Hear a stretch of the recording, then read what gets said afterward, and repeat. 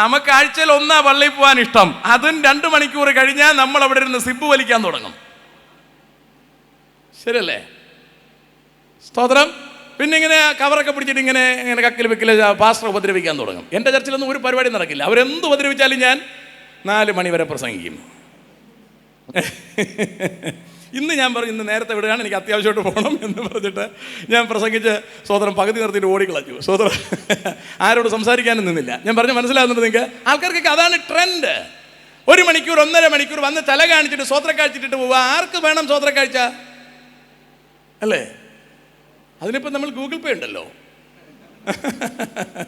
ഞാൻ മനസ്സിലായി. ഇവിടെ ഇപ്പോൾ ആർക്കും പഴയതുപോലെ സ്വതന്ത്രം കാഴ്ചയൊന്നും അങ്ങനെ വേണ്ട. അങ്ങനെ ഇപ്പോൾ ആരെങ്കിലും വന്ന് നോക്കിയിട്ട് പോവുക, അല്ലെ പകുതി നേരം ഇരുന്നിട്ട് പോവുക, അങ്ങനെ നമ്മുടെ ആരും അതൊന്നും ഉദ്ദേശിക്കുന്നില്ല. സ്തോത്രം.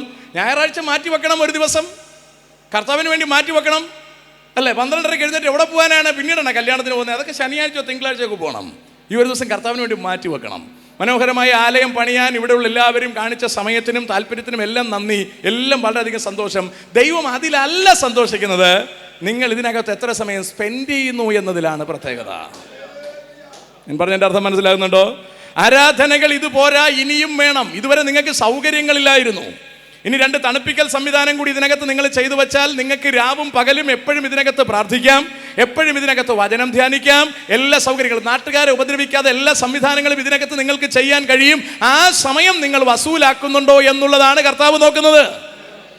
അല്ലാതെ നമ്മുടെ ബ്രാൻഡഡ് ടൈലാണോ ഇട്ടിരിക്കുന്നത്, ബ്രാൻഡഡ് ആയിട്ടുള്ള എന്താ പറയുക പൂട്ടുകളാണോ ഇട്ടിരിക്കുന്നത്, ഫാനുകളാണോ ഇട്ടിരിക്കുന്നത്, ബോക്സുകളാണോ ഇൻസ്റ്റാൾ ചെയ്തിരിക്കുന്നത്, ഇതൊന്നുമല്ല കർത്താവ് നോക്കുന്നത്. ഇതിനകത്ത് കൂടി വരുന്ന ദൈവജനത്തിന്റെ താല്പര്യമാണ് നോക്കുന്നത്. ഇതിനകത്തൊരു താല്പര്യമുണ്ട് കേട്ടോ. നിങ്ങൾ തൽപരരായതുകൊണ്ടാണ് മനോഹരമായി പണിതിരിക്കുന്നത്.